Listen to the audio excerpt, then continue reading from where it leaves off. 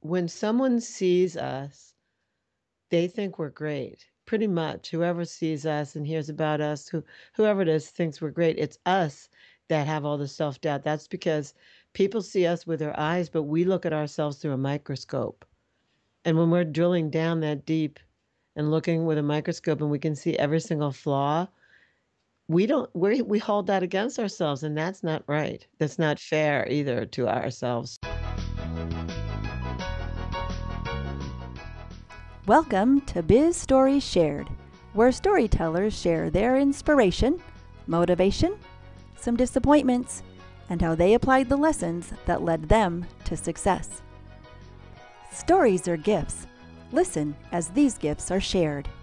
Now, here is your host, Charlotte Plott. Hello, storytellers. This is Charlotte Plott, and I'm thrilled to bring you our guest today, Laurie Handlers. Laurie, are you ready to be a storyteller? Absolutely. Oh, good. Laurie Handlers is a film producer, sex educator, and the author of Sex and Happiness, The Tantric Laws of Intimacy. Through her company, Butterfly Workshops, she offers sexual health and awareness courses, plus leadership and expansion courses for corporations and individuals throughout the world. She hosts a weekly radio show, Sex and Happiness, where she discusses all topics about sex. Laurie is located in Phoenix, Arizona, and she works globally, teaching courses around the world where she is invited and in places she seeks to visit. Laurie has taught throughout the U.S., in England, Mexico, India, Jamaica, and soon Canada. She works with people on Skype as well as teleconference and phone. Laurie, I've given our listeners just a little summary about you, so will you take a minute and tell us more about you personally? Because we want to get to know you better and then give us an overview of your business. Sure. Well, first of all, I want to just say that as of our speaking today, my book became an international bestseller last week. Oh my. So Sex and Happiness went to #1 on Amazon in Canada, the US, the UK, and Australia. Well, congratulations. Thank you. And it's third edition. So I'm like thrilled, happy, ecstatic, and I feel like a lifelong dream finally got fulfilled to the extent that I wanted it to go. Yes. I dreamed of that and the dream came true. Oh, well, good for you. Thank you. So my favorite quote is from the Beatles, and and in the end, the love you take is equal to the love you make. Oh, that is a very good one. Was that from a particular song? Yeah, I think it was one of the songs in Abbey Road. I'm not really sure. I heard that and that just always stuck with me. Right. Oh, that is good. Well, then, would you be willing to give us a little summary about you? Sure. Just so you know how I got started, I started as a school teacher. I taught elementary school, and that I knew that wasn't for me. I taught elementary school in Washington, D.C., and I just knew that teaching kids wasn't really for me. And then I went into teaching college, and I started teaching at adult education centers. And what I was teaching at the time were communication skills courses. So I used to teach assertive communication for women, assertive communication for men. And then corporate America called me. And so I started teaching all kinds of communication courses in corporate America. I started with Digital Equipment Corporation in the 70s and 80s in Massachusetts. And then I moved to Los Angeles and I had clients like TRW, Used Corporation. I've worked at Raytheon. I've worked for a lot of military industrial complex suppliers. And then I went to work in corporate America. During the Clinton administration, I designed a welfare to work program, which wasn't designed to teach computer skills and phone answering skills for the people coming off the welfare rolls, but it was designed to have people get work ethics, like Oh, what it would be for if you've been in 3 generations of welfare as a recipient in your family, what would it be like for you to get the ethic of what it is to have a job and go to work? And so I won awards for that in the Clinton administration. I got Al Gore awards. And then when the Clinton administration went out of office and George W. Bush came into office, those contracts that I had with the federal, state, and city governments went away. They were awarded to faith-based organizations, organizations that were churches and primarily Christian in slant. And I didn't have a church or a Christian organization that was mine, so I couldn't compete for those contracts anymore. So I took my hobby, which was sacred sexuality at the time I was studying Tantra, a quite a few thousand year old set of practices and science, and I made that into my vocation. And I Mm. said to myself, sex always sells, and so I'm going to sell that. And I stopped, I didn't stop being a corporate consultant. I've certainly consulted since then, but I've had the most fun a person could have. Get to talk to people about their most intimate situations, men, women, couples, people, parents with teenagers, people who are empty nesters and now they don't know what to do, but they want a hot sex life, people who have erectile dysfunction, people who have suffered breast cancer, people who find themselves widowed or widowered in their 50s and had no idea how to re-enter the dating world and what to do about sex, including my father, who that happened to. So I get to talk to people about probably the world's oldest and craziest subject, sex. And I get to coach people and counsel people and be compassionate to people who need to talk to someone. Right. So that's pretty much what my career is based on now. And that's why I get invited all over the world. And I love my job. I have never looked back. Well, the one thing that you said, Lori, that I think is so important in what you're doing is showing compassion to people because so many people have questions and misunderstandings and just don't know where to go for help. And when they find someone who is compassionate to their problems and their questions, it's no wonder you are successful. Good for you. Thank you, Charlotte. I appreciate hearing that from you. And literally, it is really fun. I mean, I love my job. Well, I work with huge emotional release techniques to help people clear out the baggage from whatever they're storing and holding.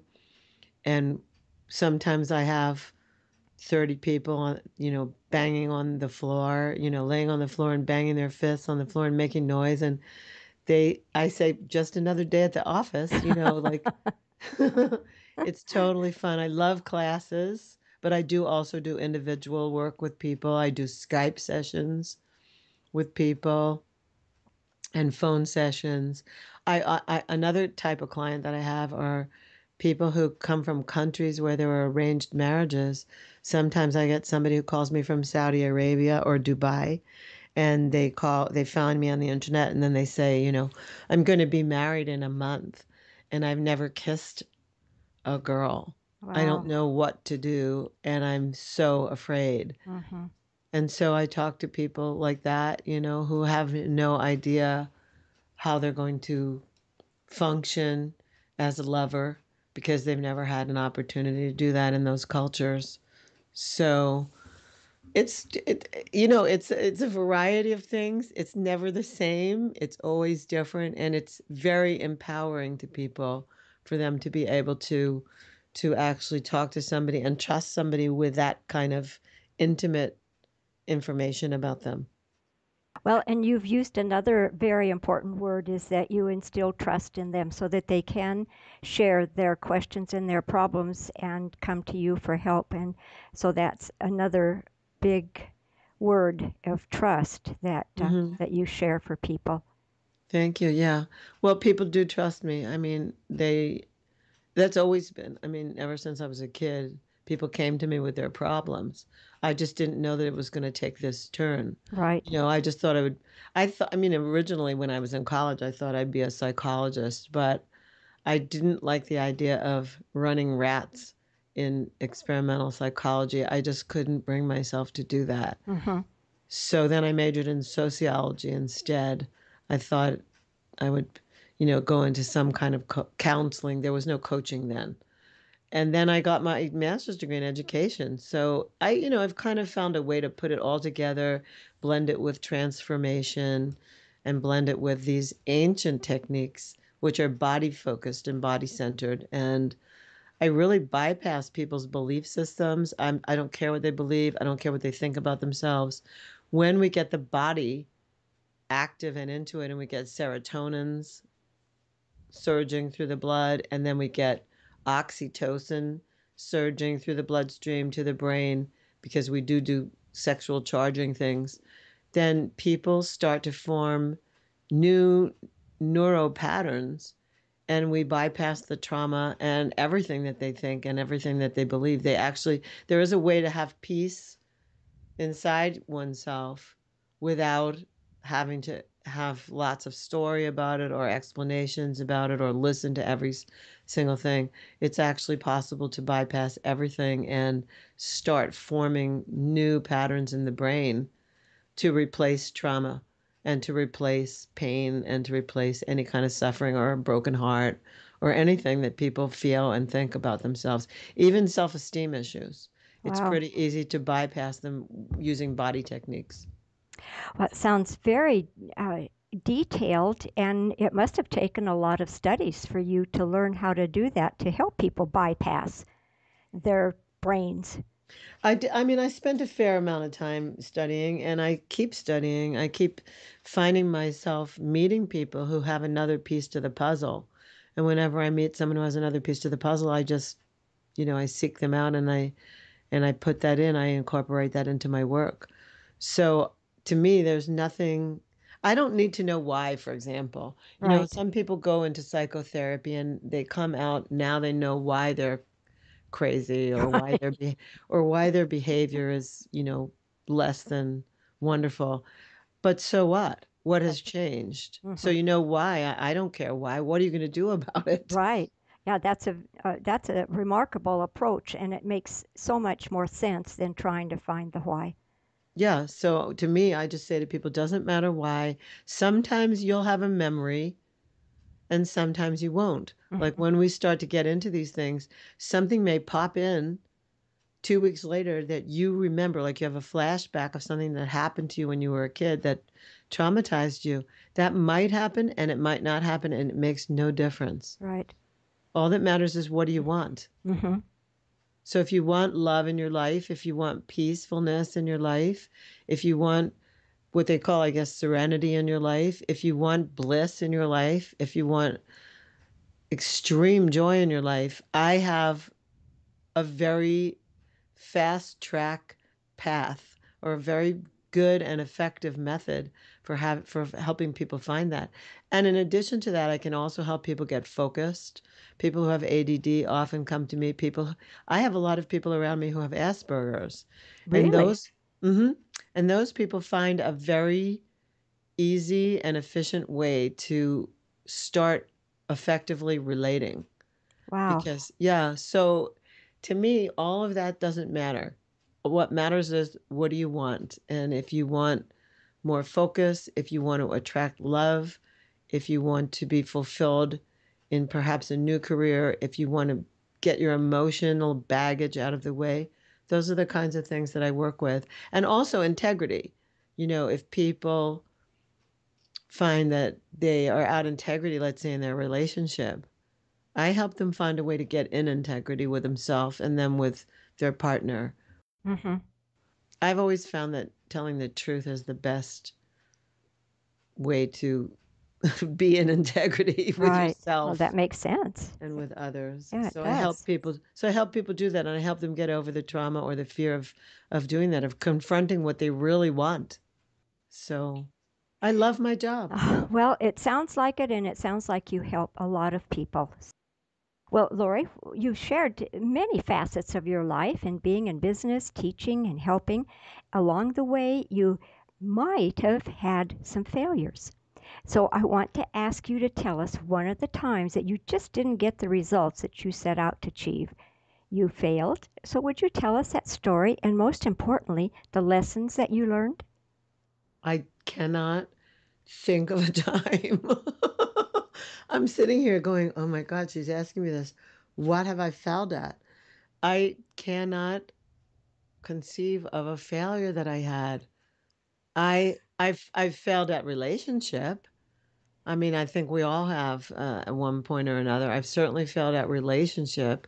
I did in the early days of my Tantra study. I met someone that I fell madly in love with, and we were together for 5.5 years. As a matter of fact, we started Butterfly Workshops, which is my company that I still have. Right, And I knew that things were going awry in the relationship somewhere into maybe the second year.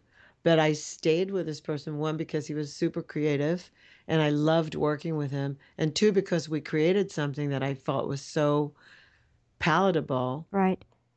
I just kept choosing each day, okay, I know I'm going to overlook some lies, I'm going to overlook some other things that were not exactly to my liking, because we have so much that we're moving on. And then about 5.5 years into it, I just went, I'm kind of living a lie. I have to stop. I cannot stand the out integrity. And so I had to break up. And so that was a huge failure. It took me a very long time to recover. I mean, I kept moving and I kept teaching. I moved Right. forward. And most of my clients and students didn't blink an eye. They kind of knew. Oh, But wow. I had so empowered this person. I had core dumped everything into him. I actually taught him how to teach, and he became like a master trainer.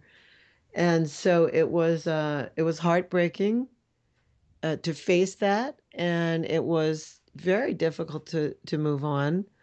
I basically stayed out of relationship at all for 10 years after that because I didn't want anything to distract me from my pursuit of what I have to bring to the planet. Yes, yes. So, but I don't really have too many business failures that I can think of. Well, maybe instead of using the word failure, another term I like to say sometime is just a whisper of discontent. So thank you for sharing that story with Thank us, you for Lori. asking, Charlotte. I was like, oh my God, what am I going to say? Well, thank you for opening up and sharing that story because sometimes it's hard to relive those painful moments Mm, and it helps us to get to know you better and to see how strong you are and you overcame it and you got back on your path to success and look at you now, a yeah. bestseller in Yeah, thank Amazon. you. Yeah, Thank you. that's And great. I just want to say something too. I have no regrets but for that relationship either. I'm actually very grateful. I learned a lot from that person. And I formulated a lot of what I do and use now. Uh-huh. And also one of the great things he taught me was to multitask, because before that I was the kind of person that if I was working on a project, like I'd have to complete that project before I would reward myself Oh, or before I would start anything else. And he taught me how to do 10 to 20 projects at a time. So that was a really great thing that I learned, because I have like 36 balls in the air now, as it wow. turns out. So, Wow. yeah. Wow. Well, those are great stories. Well, what I want to do now, Lori, is to go to the other end of the spectrum. Let's talk about a time in your journey when you had an aha moment, when you became aware of that new path that you wanted to travel. So take us to that moment when that light bulb went off and through the steps that you took to turn that idea into success. Well, I think I kind of covered that when I talked about the Clinton administration going out of office. I'm trying to think if there was something else. Well, that I was a good example. Sure. Yeah, I don't know. I'm just trying to think. I mean, I'm working on something now, but I don't want to talk about it yet. Okay. It's it's huge. I'll just say that it has to do with professional sports and the trouble that professional ball players get into. I'm actively pursuing that as Good for a you. as my next target audience, because I know that I can bring something to that, but I can't talk about Sure. all that yet. All right. Well, Yeah. that's fair enough. Just keep us posted when you can talk about it, and we'll talk about it again. I'd love to. Okay. I wish that was like today, but it's not quite today yet. All right. Well, I think that's remarkable that you've taken that step towards that because it would be something that is very, very vital. And it's important for the people in sports to be um, the heroes that we can look up to and that Exactly. all the generations can enjoy.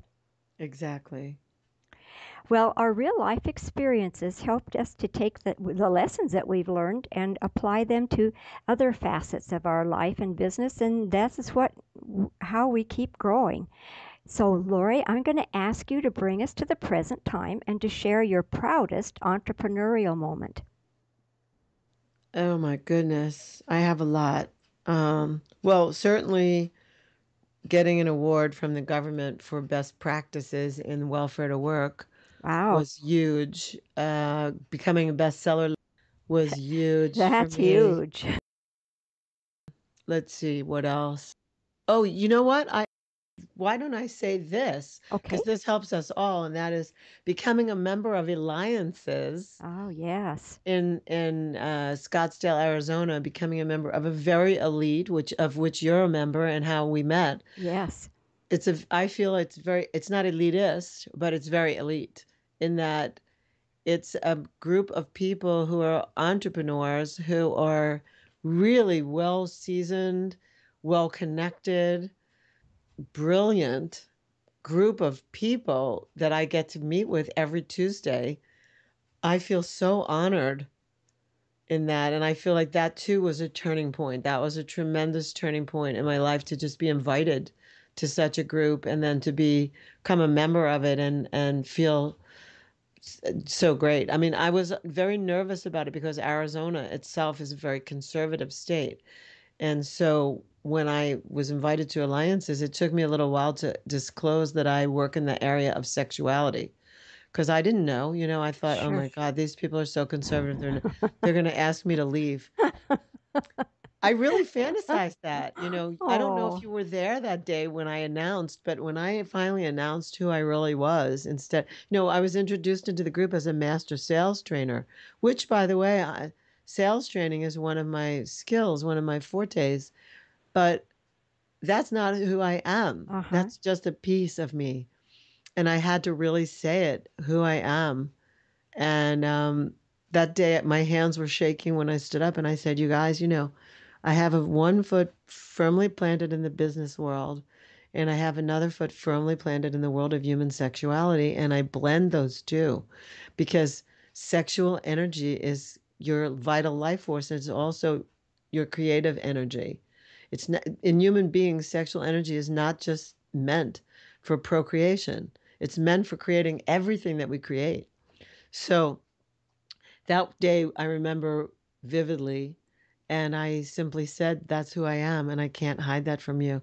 And I mean, they cheered. They were Good. so excited about it. How wonderful. Earlier, when in your conversation, didn't you use the word, was it integrity or Yes, it be, yes, and so you knew that you had to share that because you believe in the importance of integrity. So that was a scary thing to do, but brave for you to do it. Good. yes. It was very scary, but I'm so glad I did. And like, I have so many good friends there now, and I'm doing business and collaborating with so many people like you. Wonderful. Yes. Oh, So wonderful. yeah, so thank you for being a member of Alliances. That it really is. That's a really a proud thing for me that I'm a member of such a great group. Right. Well, Lori, people want to hear the stories like yours, how you are growing and making your business a success, and how your business helps others to thrive. Would you tell us one thing that is really exciting you in your business right now? Well, kind of alluded to it in a previous question about pursuing professional ball clubs. Right. What else is exciting me? Well, Oh, and the book. and my book, and I'm working on a a television treatment and two new films. Wow. And let's see what else. Yeah, I've been invited to co-teach with some interesting people. There's a naturopathic doctor who lives on the Big Island in Hawaii, and she has just invited me to co-teach with her something called bliss medicine. She Wow. believes that you should be in bliss when you leave the doctor's office. And I didn't know this, but she's been following me for about 8 years, and she finally got in touch with me and invited me to co-teach with her. Wow, what an honor, huh? Yeah, wonderful. I'm just very excited about that. And a couple of the members of alliances also, the Go E3 team, the people who are going across the country with the electric stations to charge electric cars, I may become part of that effort as well. So there's some very exciting projects on my horizon. I have no limit as far as I'm concerned. To me, the sky's the limit. I'm real excited about my television ideas and about my film ideas, and I'm not going to be stopped by anything that I know well, of. well, that's good. Don't let anything stop you. I don't. Well, Lori, what's the best business advice you've ever received? Keep on going. Keep on going. Yeah, put one foot in front of the other. This is what my mother, listen, I'm going to give you something my mother said, Okay. which I think was so brilliant. And I don't even know if she knew how brilliant it was at the time. I think I was going to speak to like a group of 1,000 people about, I don't even know what. I was like invited to be a guest speaker at something.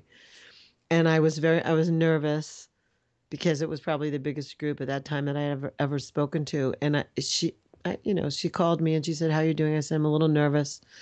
And she said, "Who better than you to do this? You've been preparing every minute of your life Oh, for this. And so you're going to be just great. You're already prepared. You know exactly what to do." And I was like taken aback that my mother said that. wow. How wonderful. How Yeah. wonderful. So I would say to people that they should follow their dream, follow their bliss, like Joseph Campbell said, Yes. and they should find coaches that they can work with who can help them and mentors and keep going. Like, don't give up on your dreams. Don't sell out for anything. You might have to have a job on the side. You might have to work with a multi-level marketing company on the side of whatever else your dream is. There's many things you might have to do. You might have to Right. drive for Uber while you're pursuing your dream. There's so many different things that sometimes you have to do to support yourself financially while you're putting your dreams together, but don't stop on your dreams. Right. Yeah. Yes, there's always something that you can do to help yourself out in those ways. Those were good examples that you gave. That was a very important thing for people to remember because sometimes we get down on ourselves when we don't hit the success plateau that we thought we should have by now. Yeah, that's your monkey mind is not your friend. I know that. It's the critical piece. This is another thing, I tell people when someone sees us, they think we're great. Pretty much whoever sees us and hears about us, whoever it is thinks we're great. It's us that have all the self-doubt. That's because people see us with their eyes, but we look at ourselves through a microscope. Hmm. And when we're drilling down that deep and looking with a microscope and we can see every single flaw, we hold that against ourselves, and that's not right. That's No. not fair either to ourselves. So I would say just keep going and keep that monkey mind with that mouth shut. Like I don't even listen to it anymore. I don't have any. One of my techniques is wonderful. It keeps a lot of that noise to a minimum. Well, that's good. You'll have to share that sometime. I'd love to. You said again something that I have to go back to if I can remember it now. You said people see us with their eyes, but sometimes they see us with their heart, and I think that that's what we don't often accept is that they do see us with their heart, and we are afraid that they're judging us. Does that make Right, but sense? exactly, but they're not. We're projecting all of that. They're even if they are judging us, who cares? Mm-hmm. Like who cares? Right. What difference does it make? The point really is like how harshly am I judging myself? Mm-hmm. If I can't stop that voice from looking at every single flaw and looking at everything I might have done wrong, everything I might have not gotten right the first time or the second time or whatever. Nobody knows about that. They only know about what they see or what I choose to share. And so I don't have to hold that against myself. There's no perfection here. All there is just great movement, like moving forward, creating, learning, moving forward, creating. Mm-hmm. There doesn't have to be perfection. There is no perfection. There's just whatever we create. And Right. everything has something that we could pick apart. And I just don't spend my time doing that. That's a very good lesson that you just taught us right there. Thank you. You're welcome. I don't have time for that. I'm busy with too many other things. I would never get anything done. Right. If I had to get another degree to write a film, or if I had to go back to graduate school to do something else, because I'm not perfect enough yet, I Mm. would never get anything done. Right. And I found that, I don't need to. Some of the greatest, most successful people have no college education. Some of the most brilliant inventors, Thomas Edison, I think they talked about, had invented 400 things or more. That you have to go through all of that to get to what it is that your vision tells you to. And if you listen to that monkey mind, it will hold you back for way too long. Way too long. Hmm. Well, Lori, now I'm going to ask you to share some specific ways that show how you achieved becoming such a successful entrepreneur. That sound like a plan? Sure. Okay. Well, what's the vision of the future of your business? Oh my goodness. Well, I have a vision statement, and that is women and men dancing in eternal ecstasy on earth now. Mm, wow. And you're going to help them all get there. Yeah, I think that a lot of what's going on the planet has to do with sexual wounding. Mm-hmm. It also has to do with fear of death Mm-hmm. and, like really those key issues like death and sex, death, sex and money. And I think that I think death will be cured soon. I think science is working on a cure for death and aging and death. I work on sexual wounding. I help people and any kind of trauma. I help people get over that. I mean, my vision came out of seeing so many people make each other wrong just because they're a man or a woman.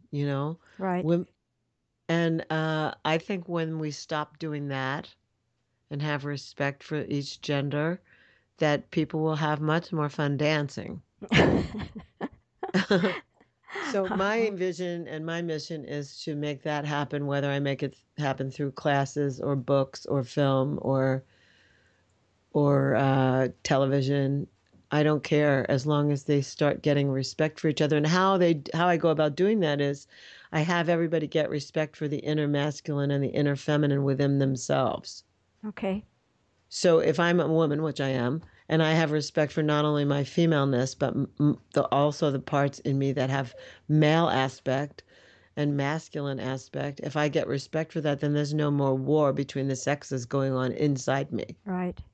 And so once that's complete, which it is, then I only have respect for everyone. Well, that's very powerful. That Mm-hmm. is. That Mm-hmm. is. Lori, can you share one of your personal habits that you strongly believe contributes to your success? Well, I'll just say this. The first thing in the morning when I wake up, I mean, I'm kind of rigid about my diet. I'm very controlled about my diet, and the first thing in the morning when I wake up, I exercise. Because if I don't exercise first thing in the morning, I'm not going to do it. Mm-hmm. And so, because I exercise first thing in the morning, I have a clear head when I attack my business projects, and there's nothing like being clear. Being clear is critical for manifesting. Um, I keep an ongoing to-do list. I don't do to-do lists like they used to teach you. I don't know the time management experts. I have like a spiral notebook that I just write things down on that I have to do. And if I'm blocked, let's say yesterday I wrote a proposal. So let's say I wasn't blocked yesterday, but let's say today I was wanting to write a proposal and I just couldn't get my focus. So I would start doing 5 or 6 things on my to-do list that are easy to get done. So Oh. let's say I have like 3 phone calls, I have 4 emails, and I have to talk to somebody. I pay somebody, by the way, to post on social media, so I don't get too bogged down in that. Mhm. That's smart. So let's say so now I'm starting a momentum because I got 6 small things done. So now that I have 6 small things done, I can focus because I just cleared away the debris. And now I can focus on that project that's really calling to me. So that's kind of like what my day is like. That sounds like a very good technique to clear away those little haunting things, and then your mind is able to focus on the one that you really do want to work on. Yeah. They used to say, I mean, the time management experts used to say, work on your A project first, keep the rest of the B's and the C's, down till later. But I'm not, I'm just the opposite. If I start getting B's and C tasks done, then my momentum builds and then I'm ready for the A. Mm-hmm. And I might also be ready for the A in a time pressure.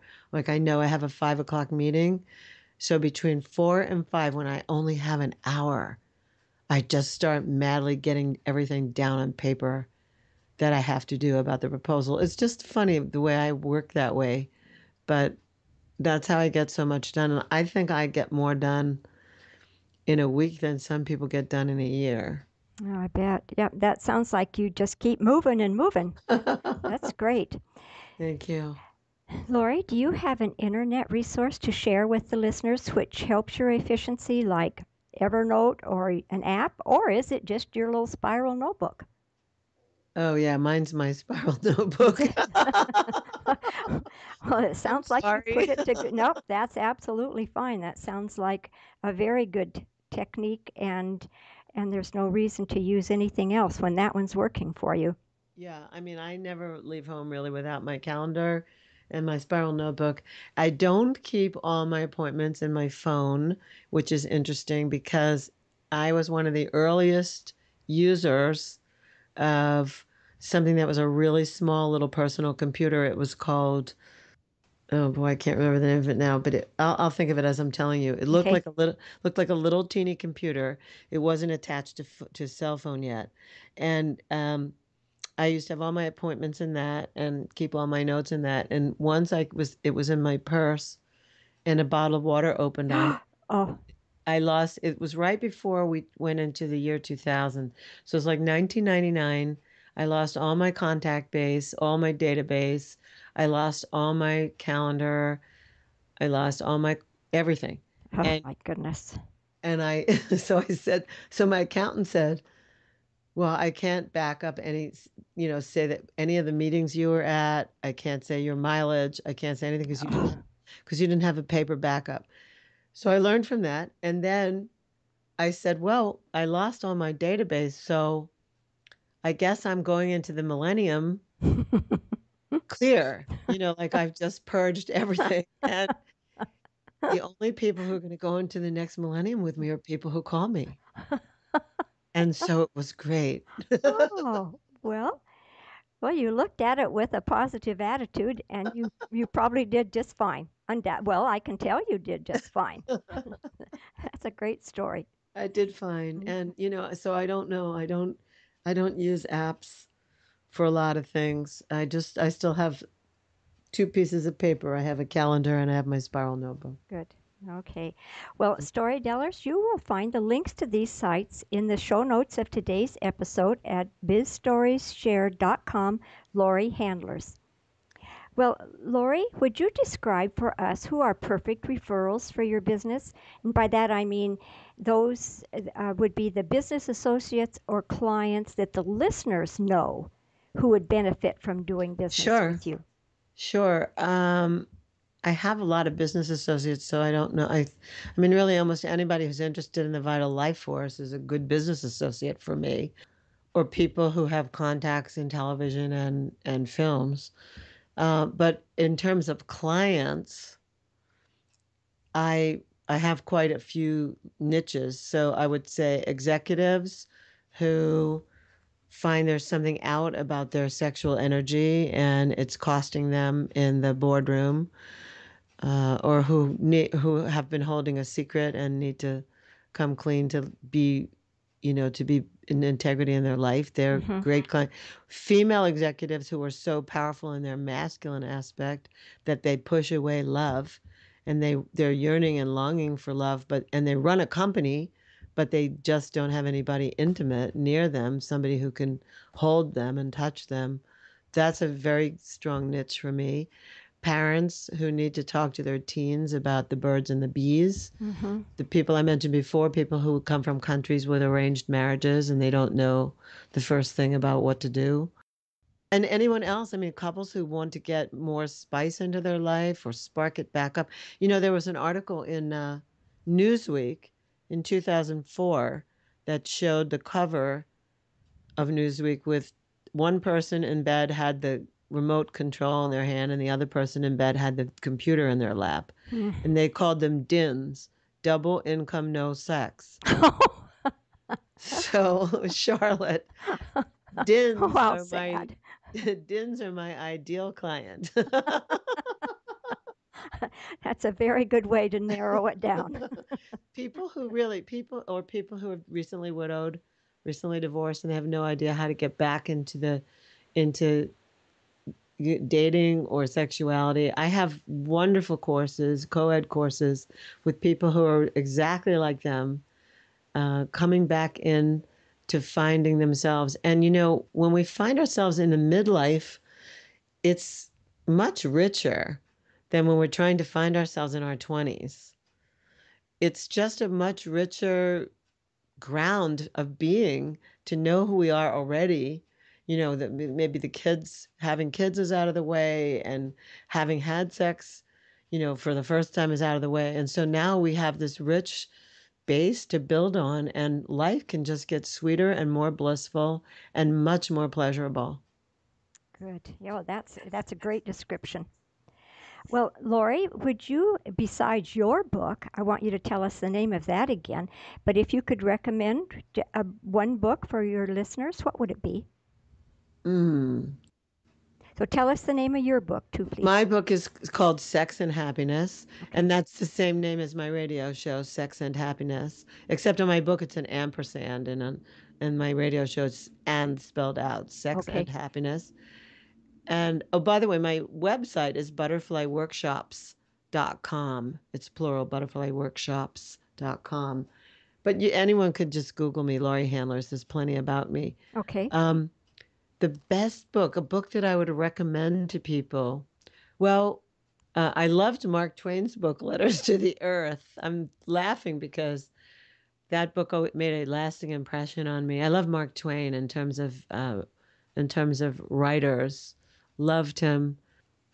I would say there's a great tantra master named Osho, Osho, who has at least 64 books My goodness. in print, and any book by Osho opening to any page is probably a good thing for anybody.